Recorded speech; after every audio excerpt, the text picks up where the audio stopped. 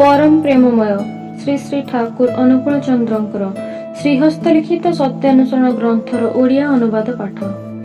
तुमे सोहम ही कुह आउ ब्रह्मस्मि ही कुह, किंतु भक्ति अवलंबन कर, तेभि ही सही भाव तुमको अवलंबन करिब, नतुबा कौनसी मते ही किछि हेब नाही।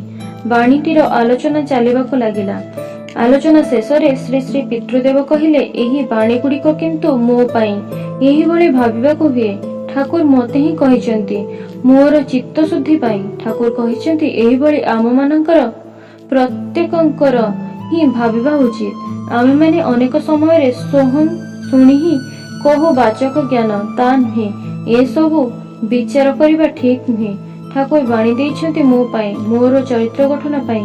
एहा मु भाबे, तुमे माने भी ता ही भाबिबो।